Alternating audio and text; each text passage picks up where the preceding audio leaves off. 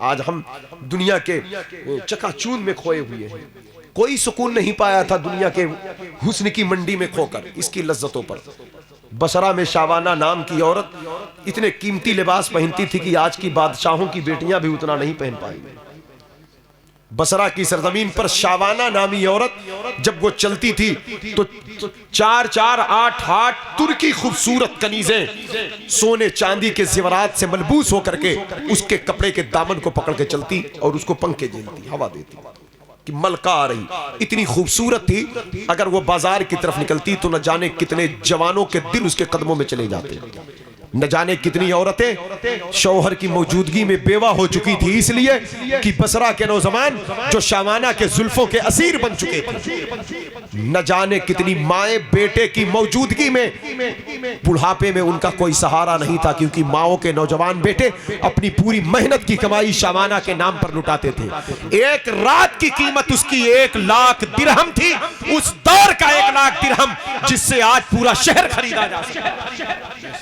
ऐसी औरत थी वो, मजाक उड़ाती थी, दीन का तमाशा बनाती थी, रक्सो सरूर की महफिलें करम किया करती थी। बुलाई जाती, कभी मरसिया पढ़ती तो रोने लगते लोग, जब वो कोई ऐसा कलाम पढ़ती तो लोग उस पर कुर्बान करते, अपनी जान की बाजी लगा देते। एक दिन रास्ते से गुजर रही थी, कुछ लोग बैठे हुए थे, झोपड़े से खजूर के छप्पर से रोने की आवाज आई। कहा कौन रोता है? कहा शावाना, ये रोने वाले कोई दुनियादार नहीं है, अल्लाह वाले हैं। तो उसने ठट्ठे मारकर मजाक बनाया, कहा इस दौर में भी बसरा में अल्लाह वाले हैं? अरे ये राबिया बसरी का दौर थोड़ी है।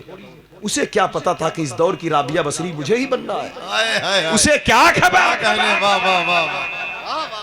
उसने कहा ये ख्वाजा हसन बसरी राबिया बसरी का दौर थोड़ी है, सदियां बीत गई, बसरा है बसरा। इस दौर में राज शावाना का चलता है। मैं जुल्फे लहराती हूं तो न जाने कितने लोग मेरे कदमों में कैदी बन के आ जाते हैं। ये ढोंगी लोग हैं, थोड़ी रो रहे हैं। अपनी एक कनीस को भेजा, कहा जाके देख कर आ। वो गई तो वो भी वहीं बैठ गई, रोने लगी। वाह वाह वाह। दूसरी को भेजा, वो भी नहीं आई। तीसरी को भेजा, 5 कनीजें गई उसकी, वापस नहीं पलटी उसकी। 5 कनीजें गई तो वापस नहीं पलटी। तब इसने कहा कुछ तो है, ये वापस क्यों नहीं आती? सुभान अल्लाह, सुभान अल्लाह। तो ये गई, जाकर देखती है वहां पर एक फकीर बैठा है, हजरत शेख सालेह अलमरी रहमतुल्लाह अलैह। वो लोगों को दीन की दावत दे रहे हैं, लोगों को आखिरत का खौफ अजाब बता रहे हैं। जैसे ही ये बैठी, अल्लाह वाले दिलों के जासूस होते हैं, खिताब का रुख बदला। ये भी गई तो बैठ गई। अब बैठकर बेपर्दगी के अजाब बताने लगे, उरियानियत के अजाब बताने लगे। सुभान अल्लाह, सुभान। वो औरत जो बेपर्दा हो, जो अपने हुस्न की नुमाइश करे, जो अपने घर के माहौल को खराब करे, जिसके अंदर बाजारूपन हो, हया ना हो, तकद्दुस ना हो, तकवा ना हो, ऐसी औरतों के बारे में बताया कि ये जहन्नम के सख्त अजाब में गिरफ्तार होंगी, इनको रुसवा किया जाएगा, जलील किया जाएगा। उसने चीख मारा, चीख मारकर बेहोश हो गई। थोड़ी देर बाद होश आया तो कहा हजरत, क्या अल्लाह मुझे माफ कर देगा? क्या अल्लाह मुझे माफ कर देगा? कहा क्यों नहीं? अत्ताइबो मिनज़ ज़म्बि कमल्ला ज़म्बा लहू। सुभान अल्लाह। अल्लाह के हबीब ने इरशाद फरमाया, तौबा करने वाला ऐसा है जैसे उसने गुनाह किया ही नहीं है। सुभान अल्लाह, सुभान। तो कहा मेरा जुर्म बड़ा है। कहा तेरा जुर्म कितना भी बड़ा हो, अल्लाह उससे भी बड़ा है। क्या कहने भाई, क्या कहने। कहा मैं गुनहगार हूं। कहा ऐ खातून सुन, अल्लाह गफ्फार है। सुभान अल्लाह। कहा मैं मुजरिम हूं। कहा परेशान न हो, अल्लाह सत्तार है। सुभान अल्लाह। तो कहा क्या अल्लाह मुझे माफ कर देगा? मैं बेहया हूं, अल्लाह मुझे माफ कर देगा। मैं बेशर्म भी हूं, अल्लाह मुझे माफ कर देगा। कहा सुन, तेरा गुनाह शावाना से भी ज्यादा होगा तो अल्लाह तुझे फिर भी माफ कर देगा। कहा शावाना को आप जानते हैं? कहा हाँ। इतना कहकर फिर भी होश हो गई, फिर भी होश हो गई। और इस बिना पर कि मैं कितनी बड़ी गुनहगार हूं कि मेरे गुनाह की मिसाल दी जाती है बुजुर्गों की, औलिया के दरबार में। कहा शावाना से भी ज्यादा तेरे गुनाह हो या उसके बराबर हो तो अल्लाह बख्फिर होश आया। कहा हजरत माफ करें, जिस पापी औरत का नाम शावाना का आपने लिया है वो मैं ही हूं। कहा अल्लाह मुझे बख्श देगा। कहा नीयत सच्ची, इरादा पाक, तोबा सच्ची, तो फिर अल्लाह बख्श देगा। सुभान अल्लाह। और फिर तू आई कहाँ है? इस झोपड़े में जो आ जाता है तो फिर वो दुनिया का कैदी नहीं रहता, वो दरबारे मुस्तफ़ा का कैदी बन जाता। खातून आई है तो कनीज़े फातिमा बन जाएगी। बस तवज्जो डाला कल्ब पर, उसने कीमती लिबास उतार दिए, जेवरात उतार दिए, पूरी दौलत को फकीरों में सदका कर दिया, सादे लिबास में मलबूस हो गई, गोशा नशीन हो गई। जो माएँ कहती थी अल्लाह शावाना के सितम से हमारे बच्चों को बचा, हमारे जवानों को बचा, आज वो माएँ दुआ करवाने के लिए शावाना के पास जाती, कहती हमारे बच्चे की परहेजगारी की दुआ कर दे। सुभान अल्लाह। ये शावाना वही कहती थी कि राबिया बसरी का दौर थोड़ी है। आज बसरा के लोग कहने लगे कि शावाना ने ऐसी तौबा किया था, लगता था राबिया बसरी का दौर दोबारा पलट गया है, दूसरी राबिया बसरी बसरा की जमीन पर वापस आ गई।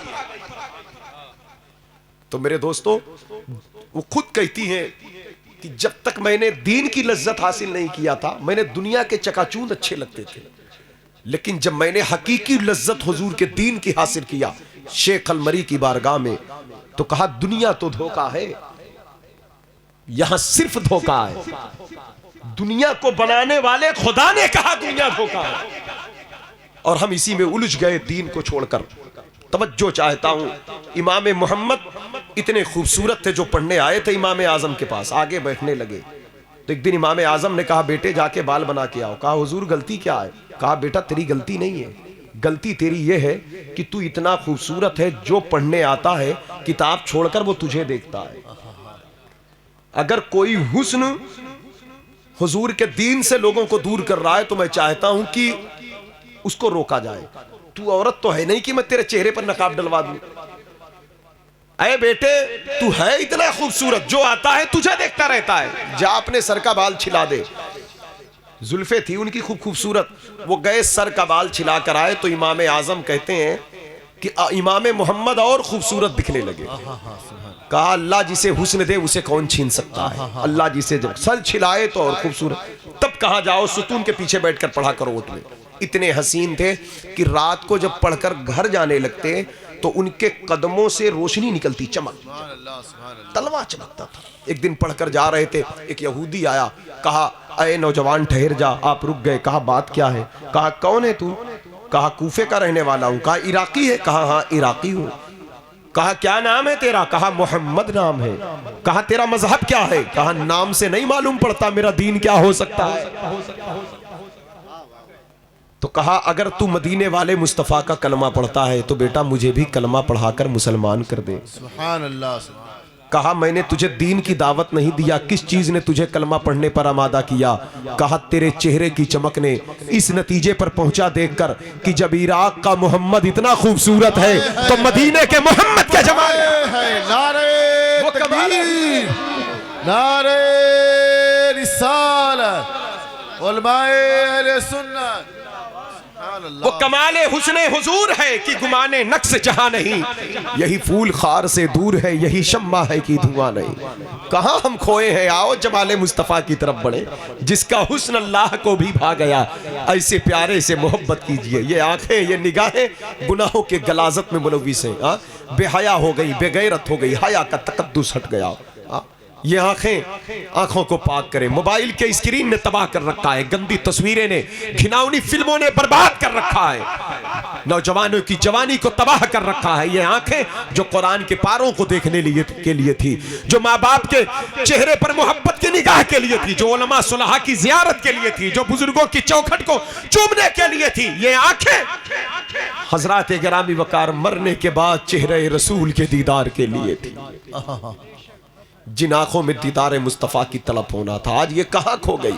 इसलिए खो गई कि हुस्ने मुस्तफ़ा का मकाम नहीं मालूम है। लेकिन जानते हैं जिसको इसका नशा चढ़ गया, आला हजरत ने एक जुमले में बात किया है, हुस्ने यूसुफ पे कटी मिस्र में अंगुश्ते जना, सर कटाते हैं तेरे नाम पे मर्दाने यरब। मतलब क्या था? सैयदा आयशा ने कहा था कि ऐ मेरे आका, ये मिस्र की औरतों ने जनाबे यूसुफ को देखा तो उंगली काट दी, मेरे महबूब अगर वो आपको देखती तो उंगली नहीं अपना दिल काट के आपके कदमों में डाल देती। आला हजरत ने भी इस बात को खूब निभाया, कहा मिस्र की औरतों की उंगली कटी तो कटी, यकीनन ये बड़ी बात है, लेकिन वो वो मिस्र की थी, यहाँ अरब के हैं। वहां देखा तब कटी, यहाँ देखा नहीं सुना है कोई काली काली जुल्फों वाला, है कोई गोरी गोरी रंगत वाला। सर कटाते हैं तेरे नाम पे, नाम पे। कुछ देखा कुछ नहीं देखा, वहां देखा तो उंगली कटी, यहां देखा तो उंगली नहीं सर कटाते हैं। वहां उंगलियां, यहां सर, वहां औरतें, यहां मर्द, वहां मिस्र, यहां अरब। अब कमाल तो यह है वहां कटी, यह माजी का एक वाकया है। यहां कटाते हैं, यहां मुजारा है। ये एक वाकया नहीं, यहाँ तसलसल है, बद्र है, उहद है, खैबर है, खंदक है, करबला है। सुभान अल्लाह। वहां कटी कसद नहीं है, अचानक मामला हो गया। यहाँ कटाते हैं कसद है। सख्त हो रहा है जुमला, आसान कर रहा हूं मैं। वहां कटी ये एक हादसा है। वहां कटी हादसा, समझते हैं ना हादसा? हादसे का इरादा नहीं होता, हादसा हो जाता है। जा रहे फिसल गए, गिर गए, चोट लग गई, लाइट बना रहे करंट लग गया, हादसा है। वहां कटी, जनाबे यूसुफ को देखा जो उंगली कटी, वहां कटी, ये एक हादसा है। यहां कटाते हैं, हादसा नहीं मुकम्मल इरादा है। वाह वाह वाह वाह वाह वाह। जुमले को समझिएगा मेरे, ये शाके मुस्तफा की शान है। यहां इरादा, जो बद्र गए थे इरादा लेकर गए थे, मरेंगे या मारेंगे। नारी को सुना है गालियां देता है महबूबे बारी को। अबू जहल के मारने वाले बच्चों ने यही कहा था। हजरत गिरामी वकार यहां कटाते हैं, मतलब तसलसल है, और आज तक ये सिलसिला चालू है। मुमताज कादरी से लेकर बद्र के मैदान तक, और कादरी के बाद से लेकर कयामत तक एक कौम रहेगी, और इमाम अहमद रजा के दर से ये सदा गूंजेगी कि सर कटाते हैं तेरे नाम पे मर्दाने। क्यों? हुजूर का इश्क मोहब्बत। करूं तेरे नाम पे जा फिदा, ये जा नहीं दो जहां फिदा, दो जहां से भी नहीं जी भरा, करूं क्या करोड़ों जहां नहीं। लेकिन हमें हजरत गिरामी वकार इसका एहसास नहीं। हुस्न मुस्तफ़ा का रंग चढ़ाएं, आंखों को पाक करें, हया का तकद्दुस बख्शे, इन आंखों को पाक करें हुजूर के दीदार के लिए। अल्लाह सच्ची तौबा की तौफीक दे दे। पाक लोगों के सदक़े में अल्लाह माफ करने वाला है। बिशरहाफी को शराब के अड्डे से उठाया, बगदाद का कुतुब बना दिया। फुज़ैल इब्न अयाज़ को डाकुओं के झुरमुट से उठाया, सरकार गरीब नवाज के शयूख में से हो गए। हबीब अजमी को सूद के माहौल से उठाया, सरकार गौसे आजम के पीरों में से हो गए। शामाना नामी औरत को तवाइफ के चौराहे से निकाला, राबिया बसरी के मुकाबले में लाकर खड़ा कर दिया। इसलिए बाहर आओ बेहयाई की दुनिया से, बाहर आओ फरेब फराट की दुनिया से, बाहर आओ जुल्म बर्बरियत की दुनिया से, बाहर आओ गुनाहों की दुनिया से। मेरी माओ बहनों, आप भी बाहर आओ बेपर्दगी की दुनिया से, हया की चादर में आ जाओ। आप भी बाहर आओ उरियानियत की दुनिया से, पाक दामनी के दामन में आ जाओ। आप भी बाहर आओ दुनिया के रंगरैलियों की दुनिया से, सैयदा के कनीजों की सफों में आ जाओ। आप भी आओ राबिया बसरी के कनीजों में आ जाओ। आप भी आओ, इस्लाम में ऐसी खवातीन गुजरी हैं कि दुनिया में जिसकी मिसाल नहीं दी जा सकती। मत भूलना राबिया बसरी को, मत भूलना गौसे आजम की वालदा को, मत भूलना सरकार गौसे आजम की फूफी आयशा को, मत भूलना सरकार गौसे गरीब नवाज की अम्मी माह नूर को, मत भूलना सरकार महबूब इलाही की वालदा को। ये वो अजीम शख्सियतें हैं, और आज भी और क़यामत तक बड़ी पारसा खवातीन गुजरी हैं। इसलिए अगर खवातीन चाहे तो घर का माहौल जन्नत बन सकता है। इसलिए सच्चाई दयानतदारी की तरफ आए, और दीन की ये रूह बच्चन दबाते हैं, इसे सुन ले और इसे अपने दिल दिमाग तक उतारें।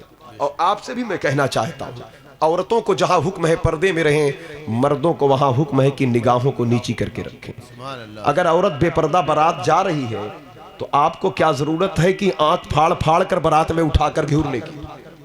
अगर औरत वलीमे में बेपर्दा है, वो कसूरवार है, तो उससे बड़ा मुजरिम तो वो है कि जो उस तरफ तवज्जो डाले। मर्दों को हुक्म दिया निगाह को नीची कर ले। एक अच्छा मुआशरा तश्कील पाता है, अमन और शांति और एक अच्छी खुशबूदार फिजा कायम होती है तब जब औरत पर्दे में हो जाए और मर्द की निगाह नीचे हो जाए। हाँ, शैतान अपने काम में लगा रहेगा, लेकिन हमको शैतान से मुकाबला करना है। कैसे करना है। आज वही इमाम आजम अबू हनीफा जिनके दर पर इमाम मोहम्मद पढ़ने आए, आज उन्हीं के दर पर आ रहा है एक शख्स, कह रहा है कि हदीस का मफहूम बता दे। मैं जहां से चला था वहीं आ गया, तवज्जो चाहता हूं। सर का इमामा रखा, बताना मकसद ये था इमाम आजम की ज़ात कितनी बड़ी है कि जिनके दरबार में पढ़ने वाले इमाम मोहम्मद, जिनके चेहरे को देखकर काफिर कलमा पढ़ते थे, वो इमाम आजम कितने बड़े थे। अपना इमामा शरीफ जब रखा, कहा कि लोग वजू कर रहे हैं, उनके वजू का पानी देखो, उनके बदन से लगकर जो जमीन की तरफ जा रहा है वो पानी कैसा है लोगों का देखो। तो एक शख्स वजू कर रहा था, बस इतनी बात है, सुन ले, बट वक्त जाया ना करें, उतना जरूरी नहीं, इसे सुन ले। वक्त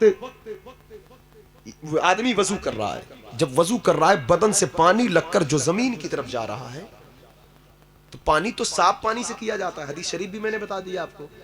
चेहरा धुलो, हाथ धुलो, बात सुन्नत पर आ जाइए। हाथ धुला, कुल्ली किया, पानी साफ है, तब वजू होगा। हाँ? पानी मुस्तअमल भी ना हो, उसका एक मसला है, शरीयत में पूरा एक उसूल है उसका। लेकिन जब वो कुल्ली करता तो पानी कीचड़ की तरह मुंह से निकलता। अल्लाह, ये सामने वाला हर कोई नहीं देख रहा है, इमाम आजम देखें या इमाम आजम ने जहां इमामा रखा है वो देखें। क्या कहने। इससे पता चला अल्लाह वालों के मलबूसात भी बाबरकत होते हैं। भैया भैया इधर गुड्डू भाई, भाई मैं बहुत कीमती बात कर रहा हूँ। गुड्डू भाई, हाँ बहुत कीमती है, हमारी आपकी जिंदगी की संवारने वाली बातें। हाँ हाँ, तो ये वो डिस्टर्ब होगा ना वो। अल्हम्दुलिल्लाह उस्ताद, वाज और नसीहत के वक्त कोई ऐसी काम करना जिससे लोगों को, अल्हम्दुलिल्लाह आपका एहतराम है साबिर पिया क्या, तो साबिर पिया की तालीम पर भी तो अमल। एक बार मैंने कह दिया अतर खुशबू से प्यार है हमें। हाँ ऐसा नहीं है तो राम मुझे, तो इसके बाद समझ रहे ना, अब आपकी वजह से लोग जहन हट रहा है। आखिरी पॉइंट पर बात है, मैं बताना चाहता हूँ। सुबह भूल जाएंगे लोग तो फिर आपको हम, मैंने पहले कह दिया आप आराम करिए।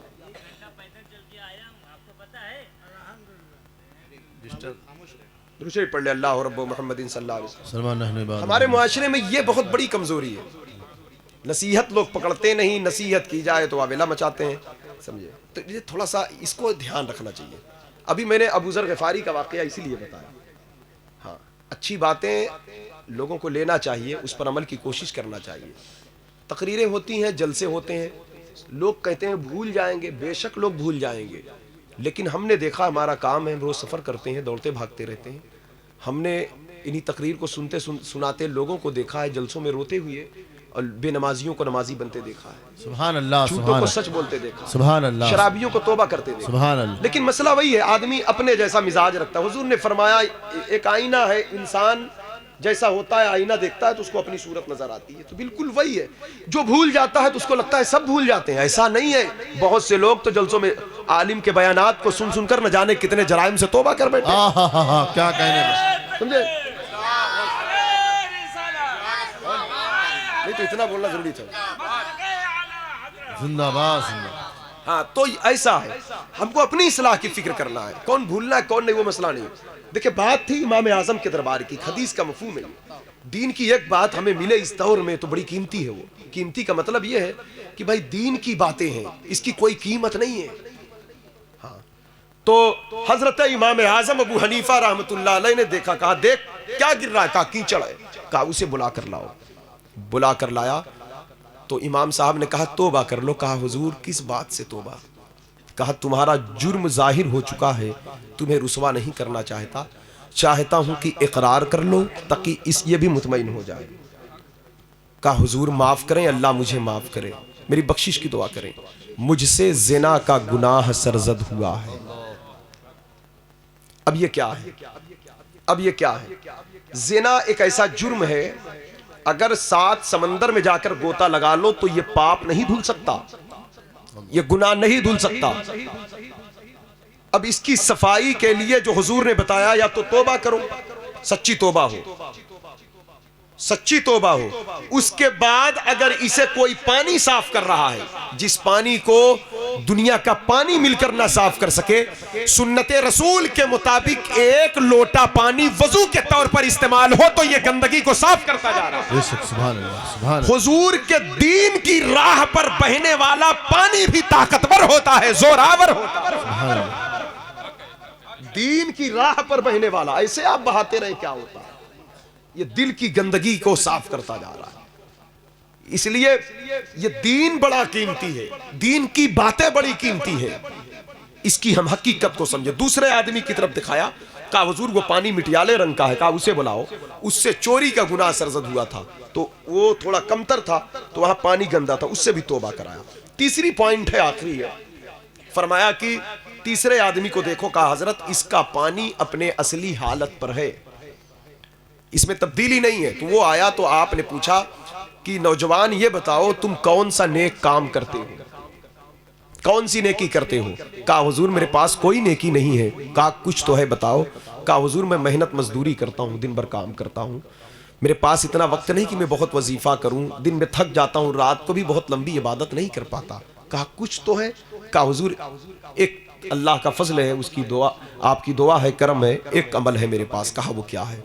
कहा मैं सुबह उठता हूँ, फजर पढ़ता हूँ, फिर अपने काम में लगा रहता हूँ, जोहर का इंतजार करता रहता हूँ, जोहर पढ़ के असर का इंतजार करता रहता हूँ, असर पढ़ के मगरिब का इंतजार करता रहता हूँ, मगरिब पढ़कर इशा का इंतजार करता रहता हूँ। फरमाया इमाम ने, जा तुझे मुबारक हो, यही 5 वक्त की वजू और नमाज की बरकत है कि तेरा जाहिर भी चमक रहा है, तेरा बातिन भी चमक रहा है। मेरे दोस्तों, अब इस मोड़ पर पहुंचे तो एक मसला यूं भी जान ले कि वजू का पानी गुनाहों को साफ करता है। यही वजह से बिना पर मस्जिद में वजू का पानी टपकाना मकरूह करार दिया गया से है ना चेहरे पर। यही मसली पॉइंट है, क्योंकि उसका जो जाहिर दिख रहा है हकीकत वो नहीं है, जो उसका जो बातिन होता है, बातिन जो अल्लाह रसूल खूब जानते हैं। अगर बंदे का बातिन पाक है तो पानी भी पाक रहता है, पानी भी। अगर बंदे का बातिन गलत है, गुनाहों के वजूद में दिल दिमाग बसा है, तो वो पानी साफ करता है। तो जैसी शख्सियत होती है, पानी उसके बदन से लगकर वैसा होता है।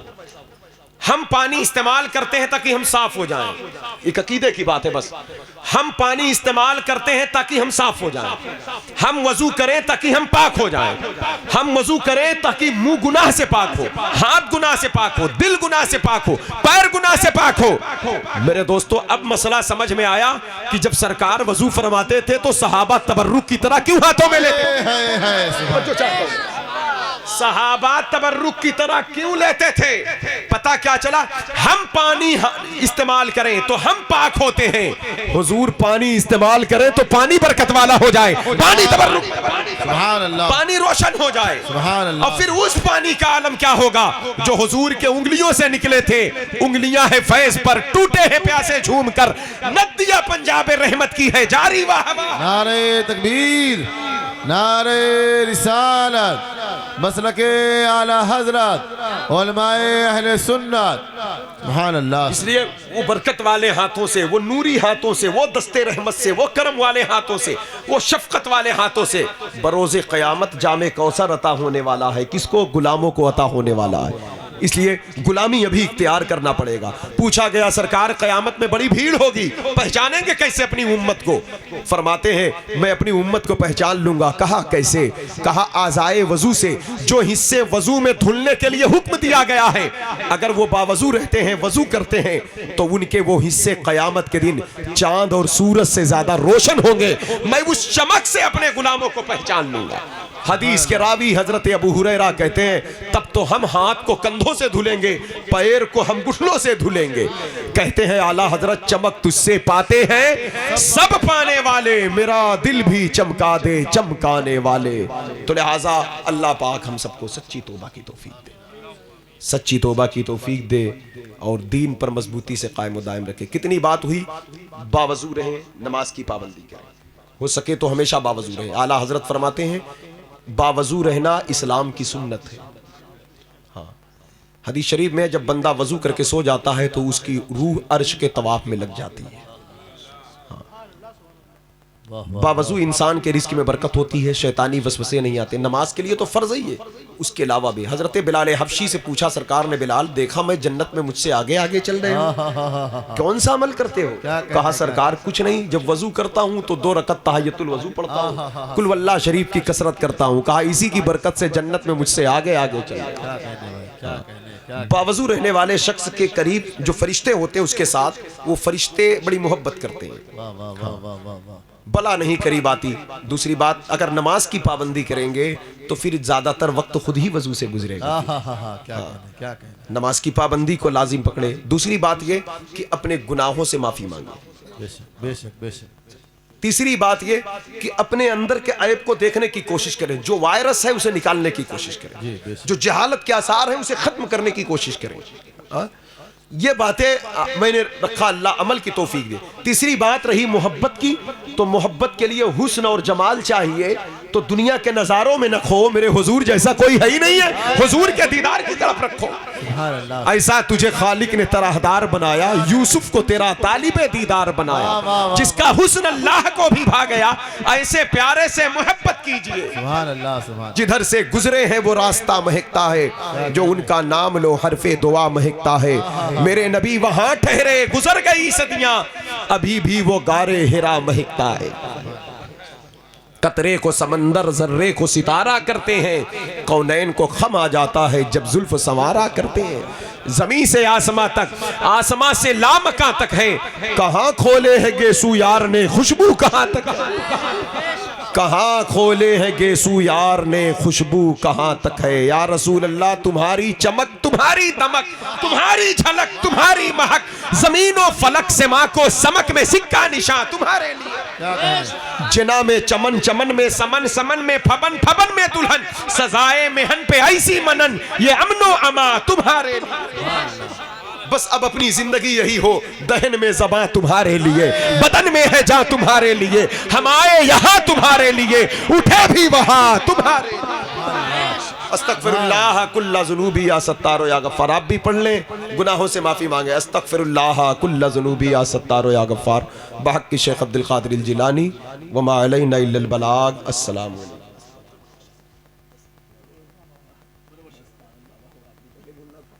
पढ़ ले दुरूद शरीफ। अल्लाह रब्बु मुहम्मदिन सल्लल्लाहु अलैहि वसल्लम, नहनु इबादु मुहम्मदिन सल्लल्लाहु अलैहि वसल्लम, अस्सलातु वस्सलामु अलैका या रसूल अल्लाह। बता रहे हैं सरकार मुनव्वर अली शाह रहमतुल्लाह अलैहि की शान में कुछ बातें हो। बहरहाल बरकतन उनका शहर है, हम लोग तो उन्हीं का खाते हैं, उन्हीं का गाते हैं। शेखुल आलम, मजहर गौसे आज़म, अताए गौसे आज़म, शान गौसे आज़म, नूर निगाह गौसे आज़म। ज़मीन इलाहाबाद को बना दिया सानिए बगदाद, जो आए हैं बगदाद शरीफ से। बगदाद शरीफ अभी मैं 1 महीना हुआ मुझे आया हुई है, 11वीं शरीफ पे वहीं था। औलिया का शहर है, हाँ, इमाम आज़म का शहर है, गौसे आज़म का शहर है, इमाम अहमद बिन हम्बल का शहर है, मारूफ करखी का शहर है, सरी सख्ती का शहर है, जुनैद बगदादी का शहर है। बगदाद वो शहर है कि 2 आने पैसे में जन्नत बिकती है। बहलोल दाना का शहर है, मस्ती में रहने वाला कलंदर मंसूर हल्लाज का शहर है बगदाद। इमाम मूसा काजिम, इमाम जव्वाद तकी, बिश्र हाफी, इब्राहिम खवास, दाऊद ताई, अबुल हसन नूरी, अबू खुमरा हिंदी का शहर है बगदाद। इतना बड़ा शहर जो बिलादे अंबिया है, बलादे औलिया है। यूशा बिन नून का शहर है। कुरान शरीफ में एक वाकया मौजूद है, हजरत खिज़र अलैहिस्सलाम, हजरत मूसा अलैहिस्सलाम जब खिज़र अलैहिस्सलाम से मुलाकात के लिए जा रहे थे, साथ में जो नबी थे, जो जानशीन यूशा बिन नून थे, उनकी मज़ार शरीफ भी बगदाद शरीफ में। हाँ, इतना बड़ा शहर है। तो सरकार मुनव्वर अली शाह रहमतुल्लाह अलैह की विलादत उस शहर में जब हुई, और कहाँ हजरत जुनैद बगदादी के घर में हुई, सैयदुत ताइफा के परपोते हैं, तो बगदाद से इलाहाबाद कैसे आ गए? पूरी दुनिया तो बगदाद जाती, वो बगदाद से यहां क्यों आए? एक झलक रोज़े गौसे आज़म देखने के लिए जमाना बेताब है, कैसे चले आए? मेरे दोस्तों, ये बड़े पीर का करम है, हमारे आप के लिए यहां पर भेज दिया। उनकी तालीमात को देखे, 707 बरस की उम्र मुबारक पाया। हुजूर गौसे आज़म के दरबार की एक रिवायत मैंने पढ़ा है, जो बुजुर्गों ने बयान किया है, और ये उसी बात को रखूंगा क्योंकि मेरी तकरीर के उन्वान से मिलती बात है, जो बातें मैंने की है। बसत ने कहा है दरबार बड़ा अजीम है, वो तो आप आते जाते रहते, जाया करें, कसरत से हाजिरी दिया करें। सरकार मुनव्वर अली शाह, बगदादी खुशबू है वहां पर। मैं तो जाता हूं तो लगता है कि बगदाद शरीफ में आ गया हूं मैं। बहार, उसकी रूहानियत, उसके फैजान, उसके करम नवाजियां, इतनी बड़ी शान के मालिक हैं। बड़े बड़े मशाइख से मुलाकात किया आपने, तवील उम्र पाया है। एक रिवायत ये गुजरी है कि आखिर उम्र में, आखिर वक्त में, आखिर उम्र में आपकी पलकें ज़ईफ़ी की वजह से थोड़ा नीचे आ गई। तो आपको जब देखना होता तो ऐसे पलक उठाते तब देखते। चेहरा बहुत रोशन था, नाम मुनव्वर था, चेहरा भी मुनव्वर था, रोशन था, नूरानी था, मुनव्वर था। और आज भी जो आपसे दिल लगा ले तो वो भी मुनव्वर हो जाता है। उसका ईमान मुनव्वर हो जाए, उसका वजूद मुनव्वर हो जाए। जब निगाह उठाते तो आंख में इतनी चमक थी, इतनी चमक थी आंख में कि आपके सामने जो आता था उस वक्त तो वो उसको चोन लगती थी, इतनी रोशनी होती थी जब निगाह उठाते थे। शेखुल आलम, मजहर गौसे आजम। तो एक दिन लोगों ने पूछा, हुजूर इतनी उम्र तवील है, ऐसी उम्र में तो वैसे ही आंख की बिनाई कमजोर होती है, खत्म, इतनी उम्र का कोई होता ही नहीं है। तो जवाब दिया, अल्लाह गवाह है। तवज्जो से सुन ले, क्या तकवा है, इसे तकवा कहते हैं। तकवा औलिया के पास है। कहा अल्लाह गवाह है, मैंने कभी भी अपनी निगाह से, हवस की निगाह से किसी गैर महरम को नहीं देखा। मेरी निगाह किसी गैर महरम औरत पर पड़ी ही नहीं कभी। हजरात गिरामी वकार, वो सुल्तानुल औलिया, कुतुबुल अक्ताब, फरदुल अफराद, वतदुल औताद, जो बारगाहे गौसियत का फैजान लेकर आज इलाहाबाद में जलवागर है। बस चलते चलते इतनी बात मैं कह दूं, बगदाद शरीफ जाकर देखें तो हुजूर गौसे आजम का ऐसा फैजान है कि आज भी वहां पर बड़े बड़े जराइम करने वाले गौस पाक के दर पे तौबा करके अल्लाह के वली बनते हैं। विलायत बट रही उस दरबार से। हफ्ते में गौसे पाक 3 तकरीर करते, जुमा को, इत्तवार को, मंगल के शाम को, और हर महफिल में 70-70 हज़ार का मजमा होता और 400 से लेकर 4000 तक लोग एक महफिल में अल्लाह के वली बनते।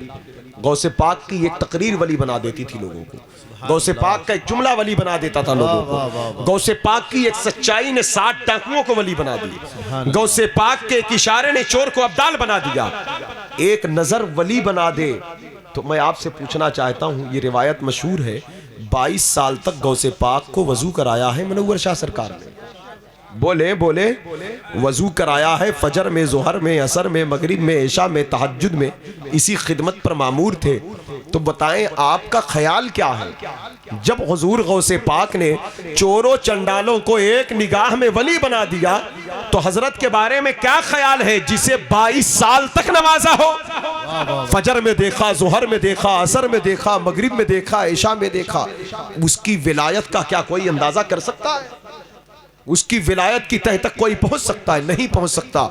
इसीलिए आला हजरत कहते हैं, राज किस शहर में करते नहीं तेरे खुदाम, या गौसे आजम बाज किस नहर से लेता नहीं दरिया तेरा, किस गुलसिता को नहीं फसले बहारी से नियाज, कौन से सिलसिला में फैज ना आया तेरा। और कहते हैं आला हजरत, मजरे चिश्त बुखारा व इराको अजमेर, कौन सी किश्त पे बरसा नहीं झाला तेरा।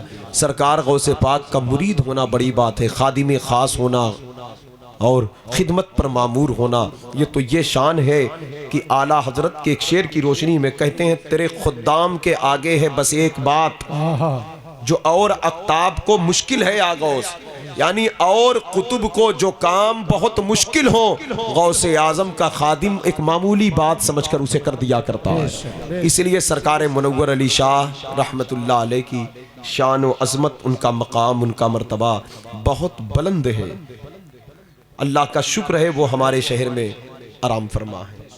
अल्लाह हमें उनके दरबार की इज्जत और कदर करने की तौफीक दे।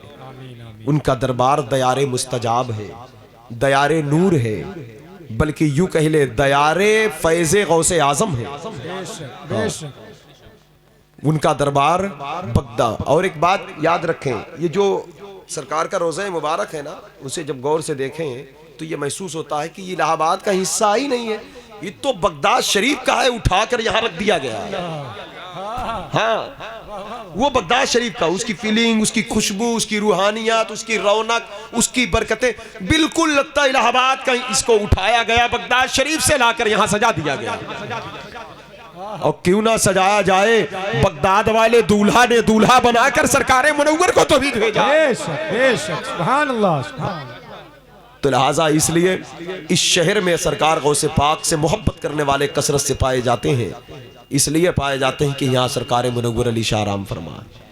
इस शहर से हुजूर मुजाहिद मिल्लत ने मोहब्बत किया, मोहब्बत की वजह बनी सरकार मुनव्वर अली शाह की जात बाबरकत। इस शहर की तरफ आला हजरत ने सफर किया, सफर की वजह यह है कि रहते हैं दयार में, इस शहर में सरकार मुनव्वर अली शाह।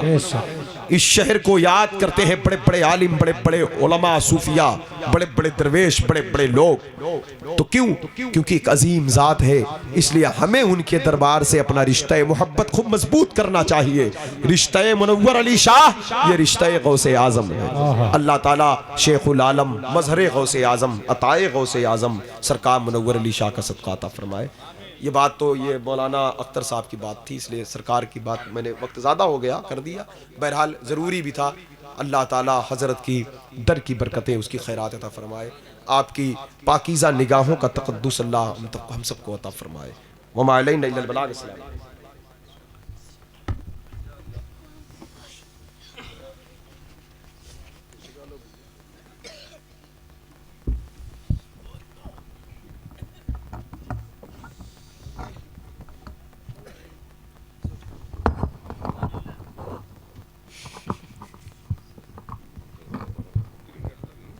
मुस्तफ़ा जाने रहमत पेला, शम्अ बज़ में हिदायत पेला को सलाम। शहर यारे रम ताजदारे हरम, शहर यारे ताजदारे हरम, नौबहारे शफाअत पेला।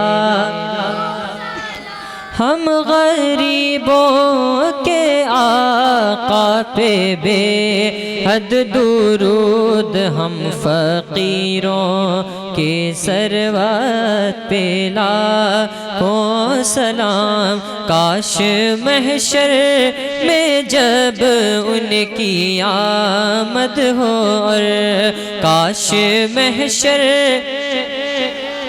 उनकी आमद हो, और भेजे सब उनकी शौकत पेला को सलाम। मुझसे खिदमत के क़ुदसी कहे हर रज़ा, मुझसे खिदमत के क़ुदसी कहे हर रज़ा। मुस्तफ़ा जाने रहमत पेला को सलाम, शम्अ बज़ में हिदायत पेला।